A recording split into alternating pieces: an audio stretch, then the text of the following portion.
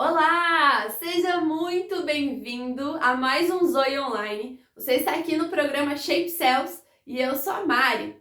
Eu quero te convidar hoje para conhecer um termo, uma palavra que não é muito... ela não aparece muito no nosso dia a dia, não é mesmo?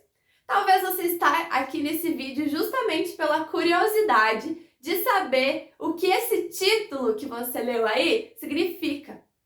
Epifania. O que será que é isso? Que palavra será que é essa? O que ela tem a ver comigo?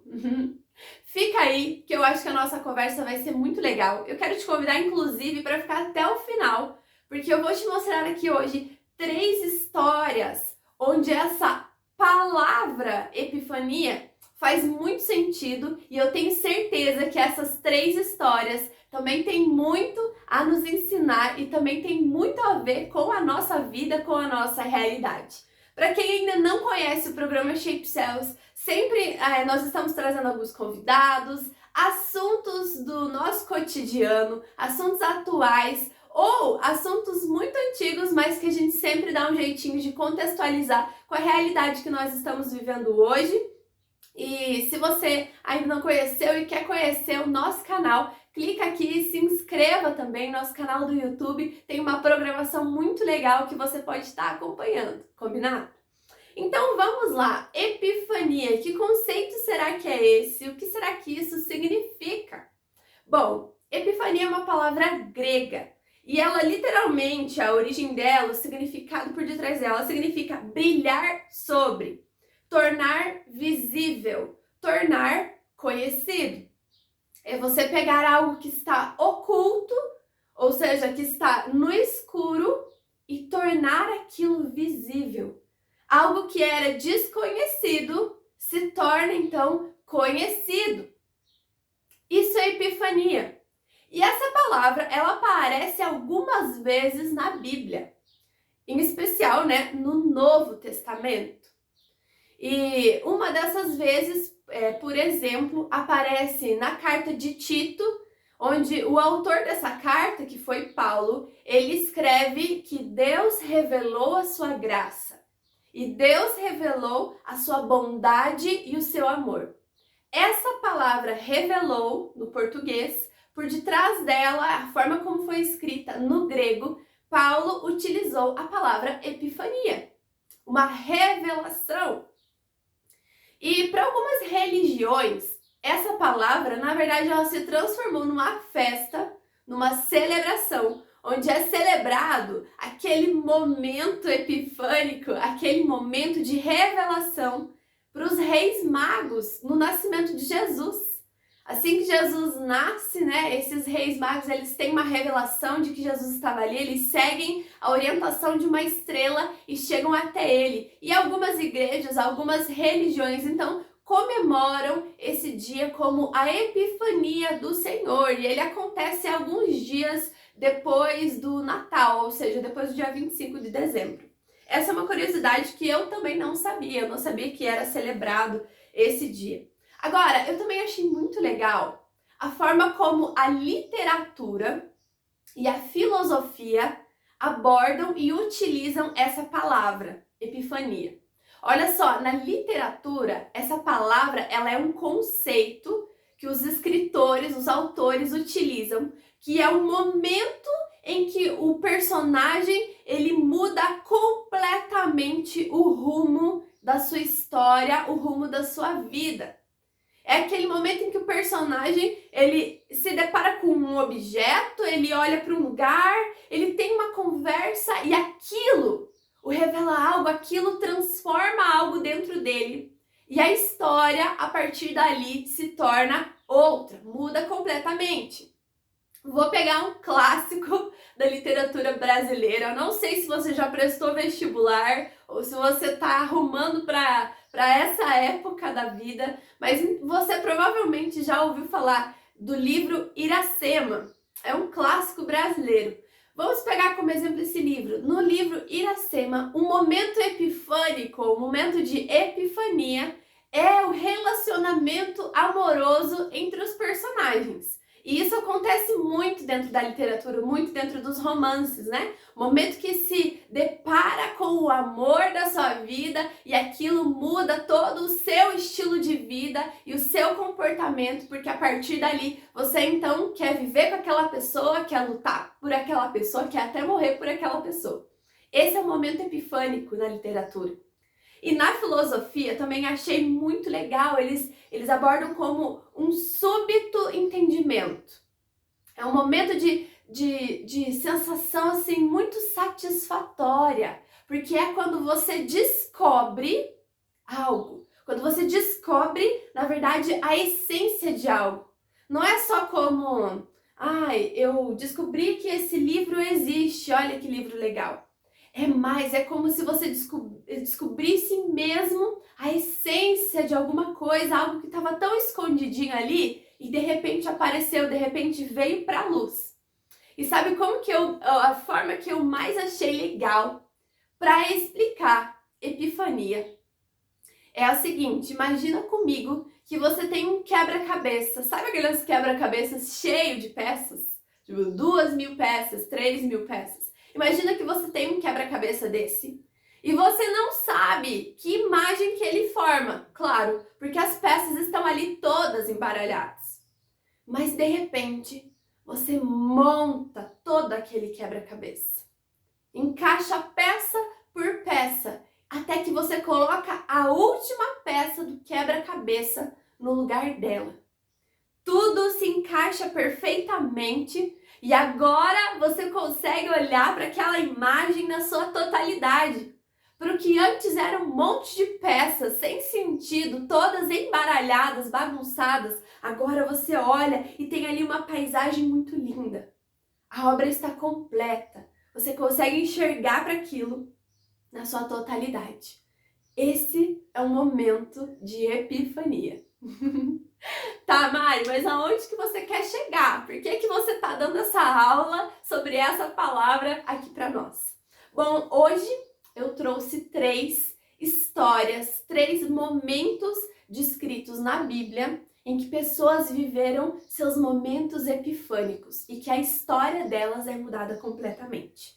E eu trouxe esses 3 exemplos definidos, eu coloquei como 3 lugares diferentes, são 3 situações diferentes em que Jesus aparece e uma nova revelação a respeito dele, a respeito de Jesus, acontece na vida das pessoas. E aconteceu na minha também. E é por isso que eu peço muito a Deus, ao Espírito Santo, que Ele esteja aí com você, falando no seu ouvido, para que você também viva seu momento de epifania com o Senhor. Amém? Vamos lá. Eu não sei se você está na sua casa, se você tem o hábito de anotar ou não, mas de repente aproveita, já que você está aí mesmo, pega um caderno, uma folha, um rascunho, alguma coisa e anota para que depois você possa se lembrar, para que você possa pensar, para que você possa até estudar mais a respeito desse assunto, afinal ele nunca fica saturado, não é mesmo? O primeiro lugar, digamos assim, a primeira situação que eu trago aqui é Jesus na manjedoura. E essa é uma história assim que todo mundo conhece, né? Do nascimento de Jesus, de como ele nasceu, a forma como ele nasceu. Eu garanto que você já conhece essa história. E se você quer ler mais sobre sobre essa história, você pode encontrar ela nos primeiros capítulos, versículos dos evangelhos, em especial no Evangelho de Mateus. Mas se você quer de uma forma mais detalhada, vai para o Evangelho de Lucas e lá você vai ler certinho a história de como começou isso, de como foi a história ali de José, de Maria, né? E o nascimento então de Jesus. Mas só para relembrar, né?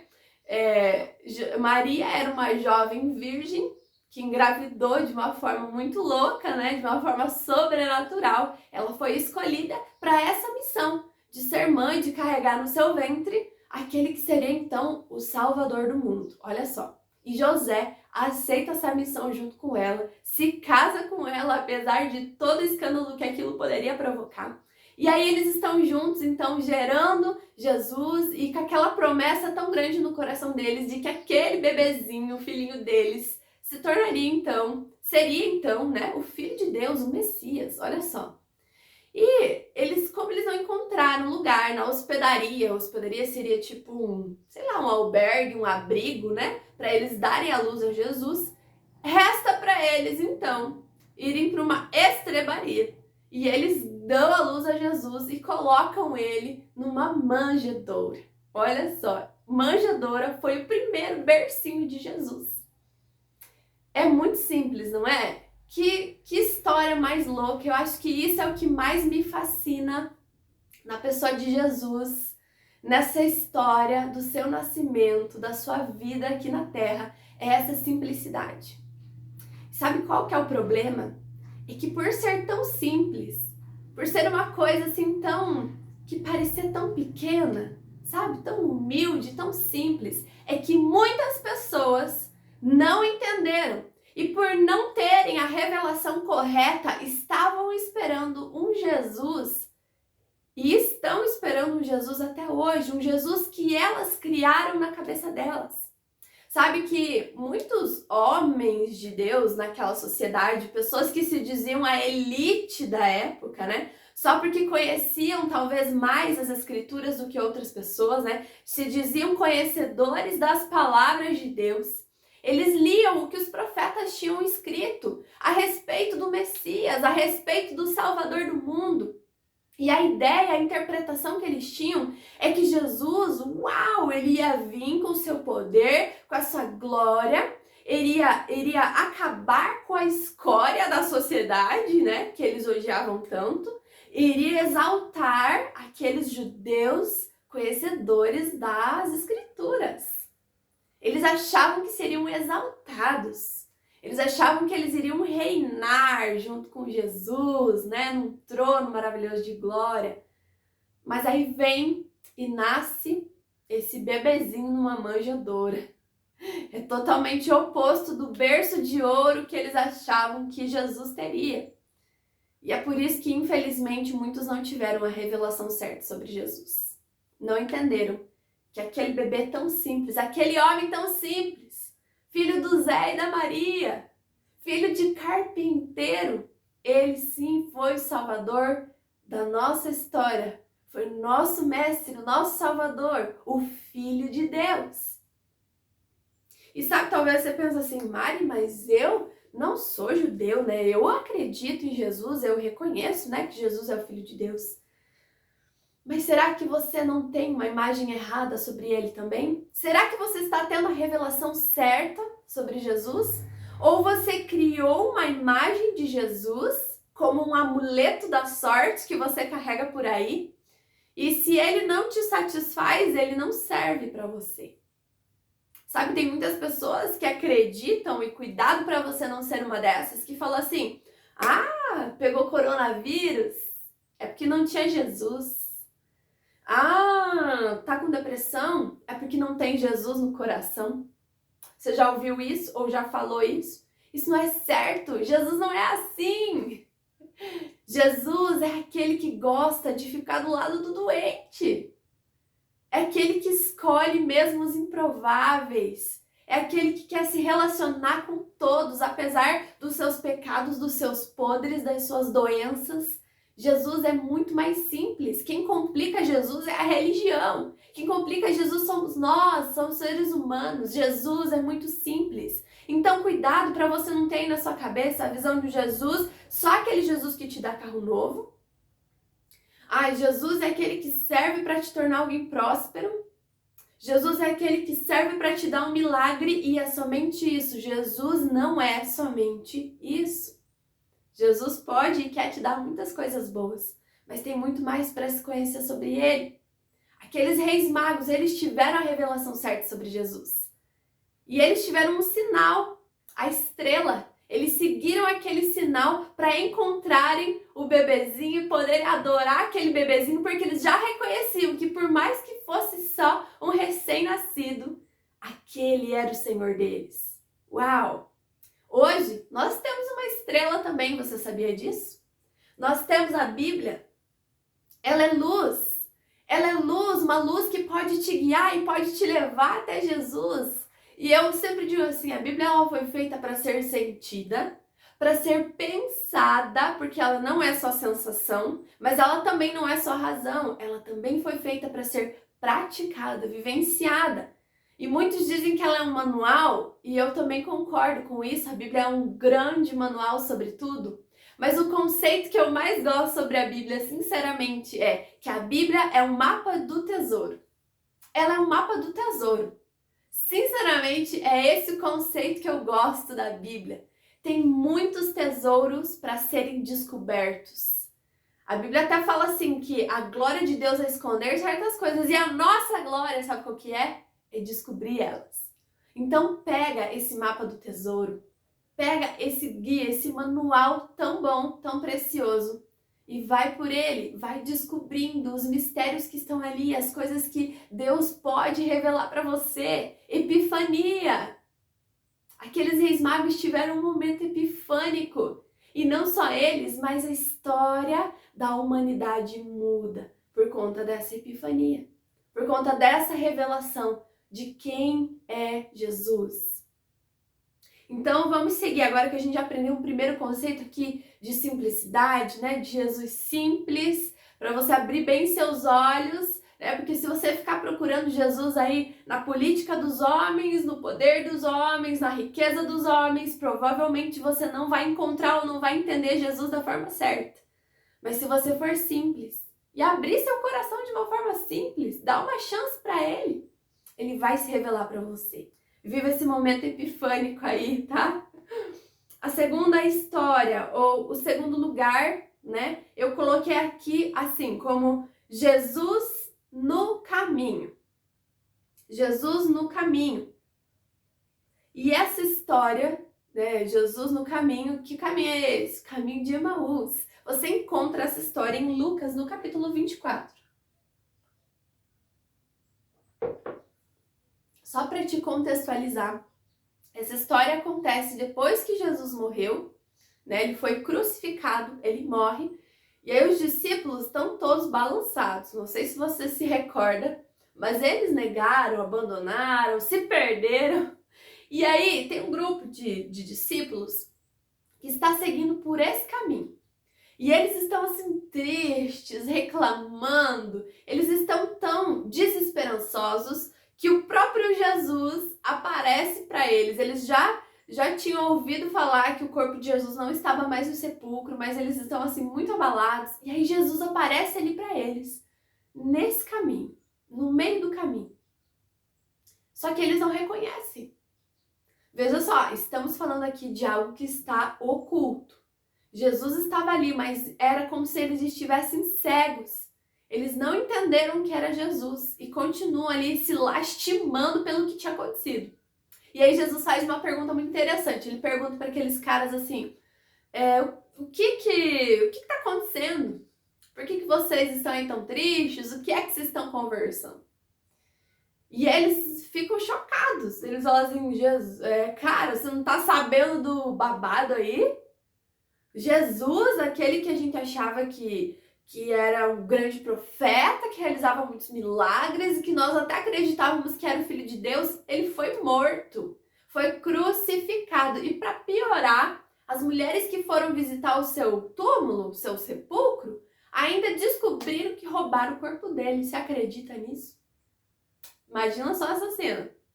E aí, Jesus segue aquele caminho com aqueles discípulos e ele conversa sobre muitas coisas, Jesus ensina muitas coisas. E aí, quando eles estavam chegando lá no lugar, eles convidam Jesus para comer com eles, né? Para entrar e ficar com eles, comer com eles. E aí acontece algo tão legal. Jesus faz algo que ele é um símbolo dele mesmo, né? Ele pega a comida e ele dá graças a Deus. Ele agradece por aquele alimento, reparte aquele alimento. E a Bíblia fala então que naquele momento, naquele exato momento, aqueles caras, aqueles discípulos tiveram um momento epifânico. Viveram uma epifania. E seus olhos abriram e eles entenderam que aquele era Jesus. E mais, era Jesus ressuscitado. A promessa que eles tinham esquecido que aconteceria, que ele morreria e ressuscitaria, agora eles entendem.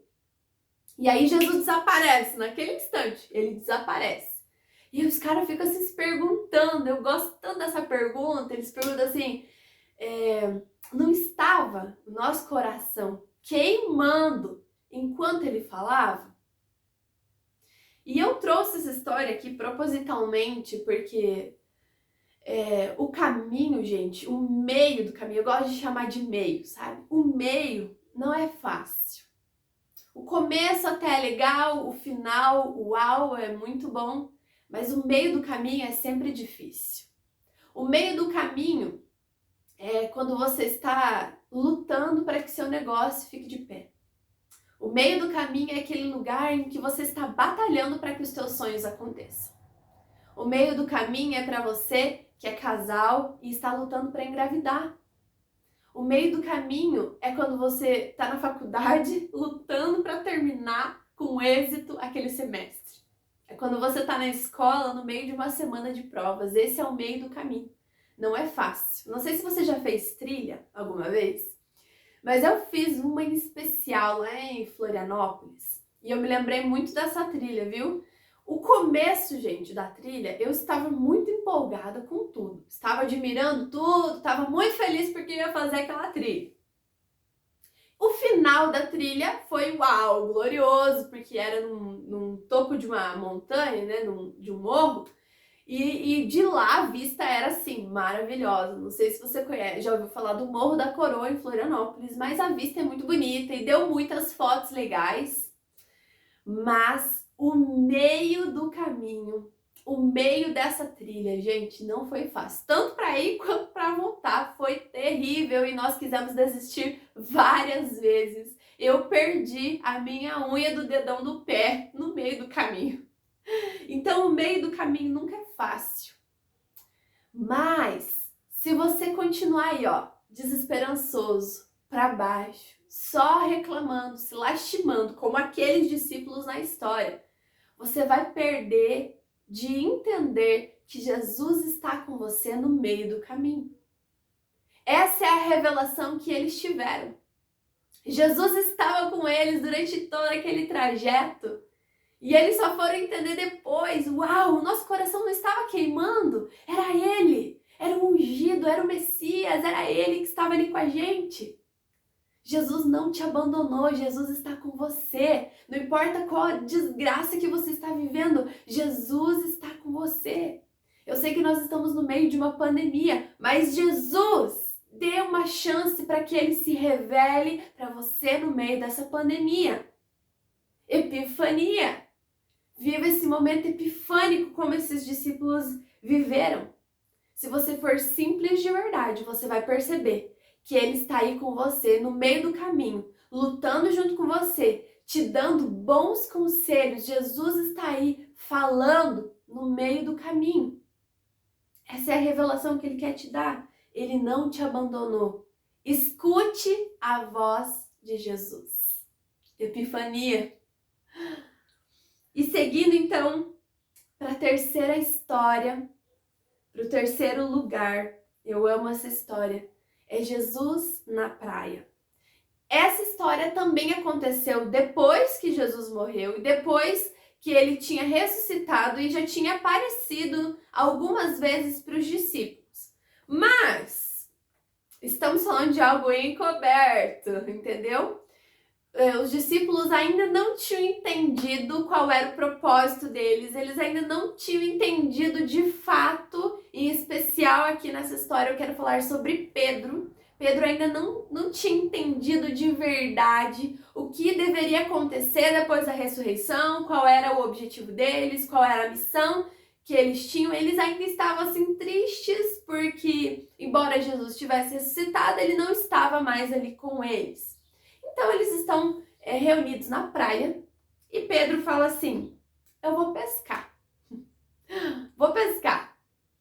Tá nervoso? Vai pescar, né? Foi mais ou menos essa situação assim. Pedro estava nervoso e falou, eu vou pescar.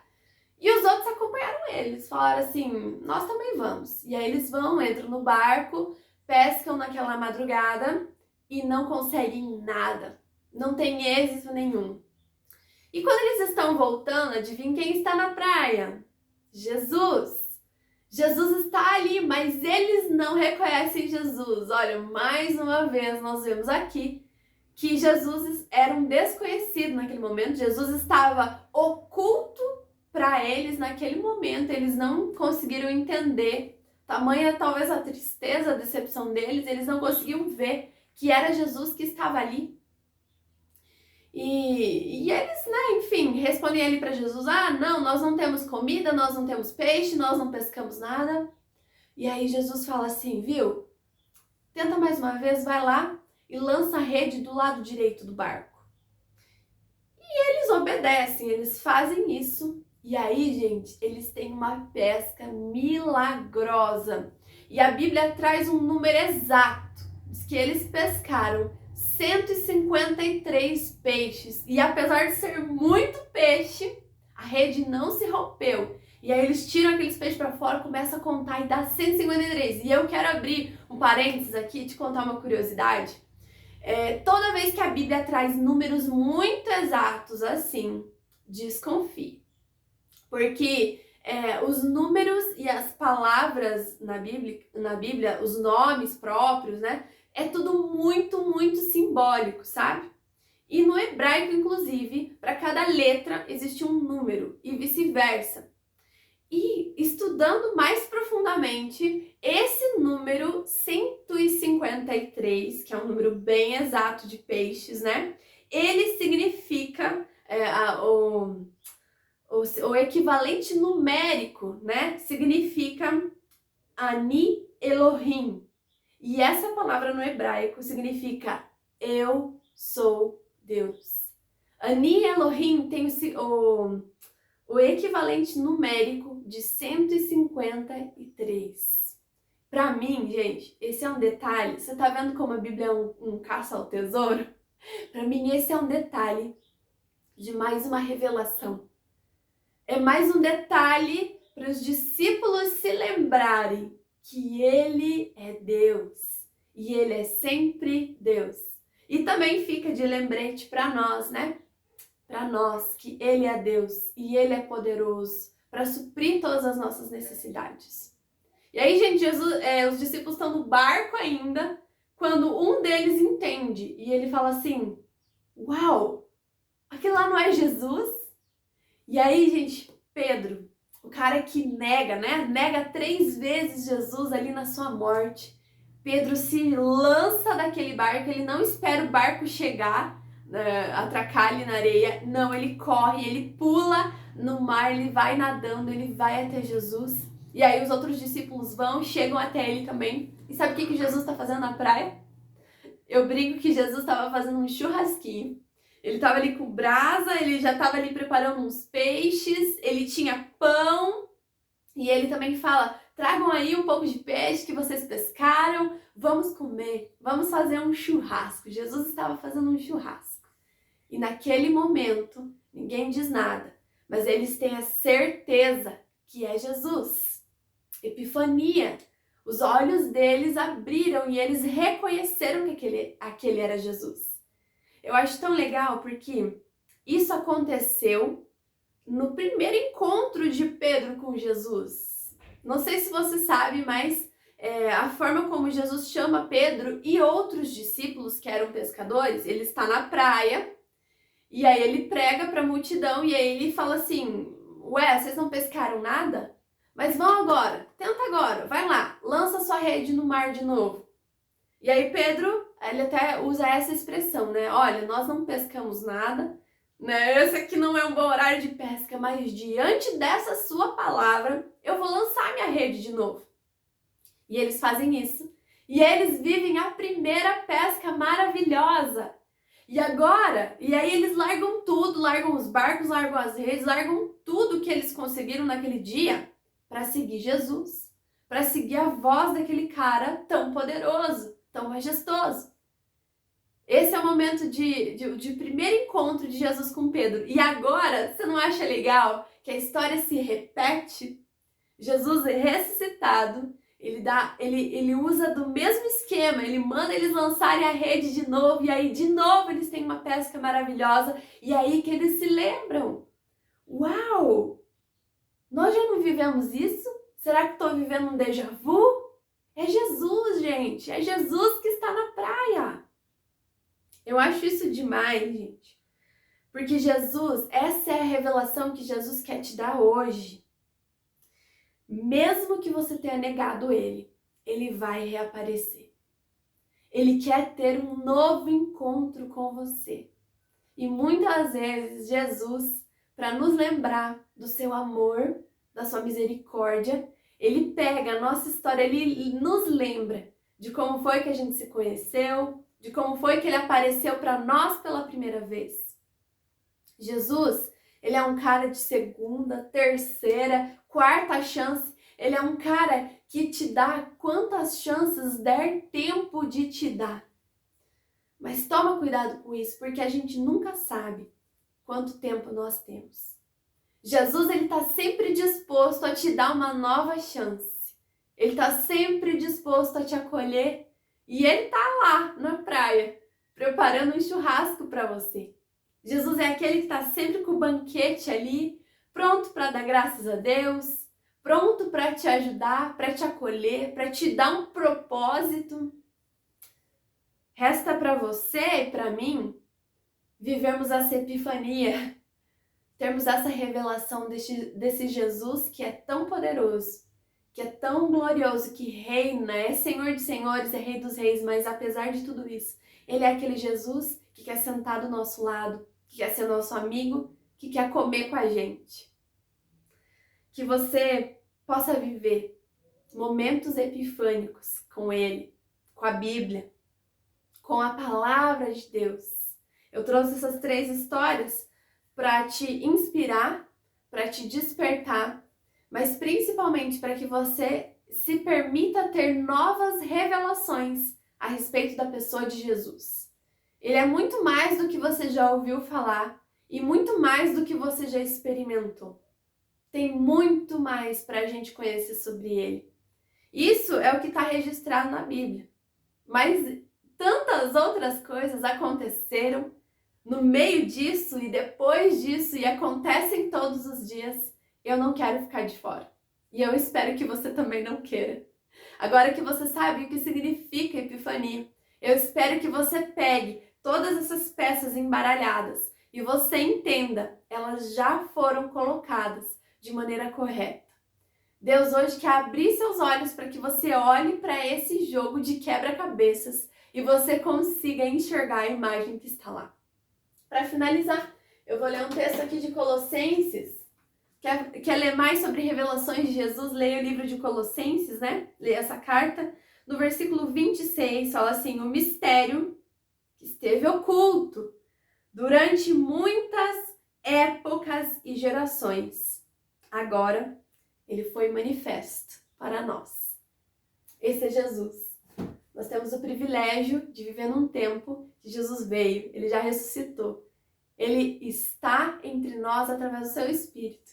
E ele está sempre aqui, sempre disposto a nos dar uma nova revelação a respeito dele. Eu espero que você deseje isso de todo o seu coração, que você viva mesmo essa epifania, esse momento que é capaz de mudar completamente o curso da sua história. Vamos orar juntos?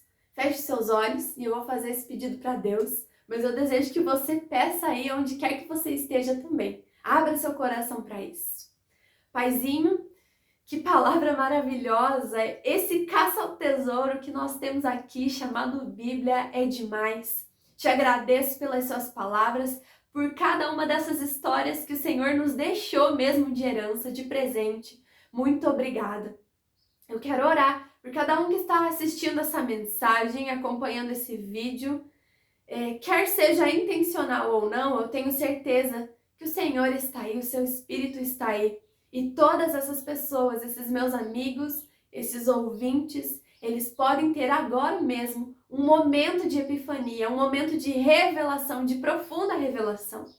Por favor, Deus, nós não estamos satisfeitos, não. Porque sabemos que tem muito mais, então embora haja gratidão no meu coração, Deus, eu vou em busca do que o Senhor tem. Eu vou em busca daquilo que o Senhor quer me revelar para o dia de hoje. Abençoa cada um que está ouvindo essa mensagem agora, Senhor, aqueles que vão ouvir mais tarde esse vídeo também. Que todos nós, Senhor, possamos ainda hoje viver uma nova revelação, viver esse momento de epifania, de mudança completa no rumo da nossa vida, da nossa história. Em nome de Jesus, amém. Jesus é demais. Eu quero ir atrás dele hoje, para ver o que hoje eu posso conhecer sobre ele. Amém? Obrigada por ficar até aqui. Lembrou de alguém? Manda esse link aí, compartilha nas suas redes sociais para que talvez outras pessoas conheçam o conceito de epifania e realmente vivam uma epifania verdadeira com Deus, uma revelação profunda de quem Ele é. Deus abençoe você e até terça que vem.